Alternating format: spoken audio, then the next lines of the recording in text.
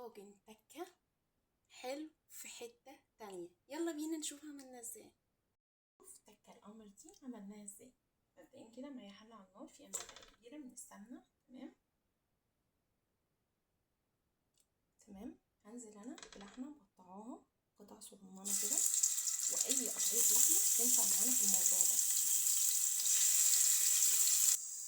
بعد بقى اللحمة بتاعتي ما اتحمرت على الجنبين هضيف ليها بصل، يفضل يكون بصل صغير، بس انا عشان مش عندي مقطعه البصل 4 تربع. ننزله. هنضيف نص معلقه صغيره من الفلفل الاسود. تمام. هوزعها كده بالشكل ده، وهضيف نص معلقه صغيره من الحبهان المطحون. تمام. وهسيبهم بقى على النار لحد ما اللحمه تستوي بنسبه 50%. اللحمه بقت يعني مستويه نص تسويه. تعالوا بقى نقول لكم هنضيف ايه. ضايفين باميه. ايه رايكم بقى في الاضافه التحفه دي؟ بصوا الباميه دي انا مخزناها من السنه اللي فاتت، شايفين لونها عامل ازاي؟ تحفه. كده بقى ضفنا معجون الطماطم. تمام بالشكل كده، وهضيف معلقه من الهريسه البارده.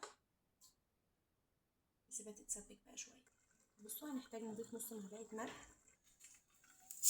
ننزل بقى بالطشه بتاعتنا زي ما انتم شايفين، توم على كزبره. هننقل بقى التكه التحفه بتاعتنا دي في الصينيه بتاعتنا وندخلها الفرن تبقبق شويه. بقى اوريكم طاجن التكه الحلو القمر ده، شايفين عامل ازاي؟ هو بقى بيتاكل كده بقى بالبصل ومع الباميه مع اللحمه متحمره وجميله. عايزه اقول لكم ان هو حاجه تحفه قوي.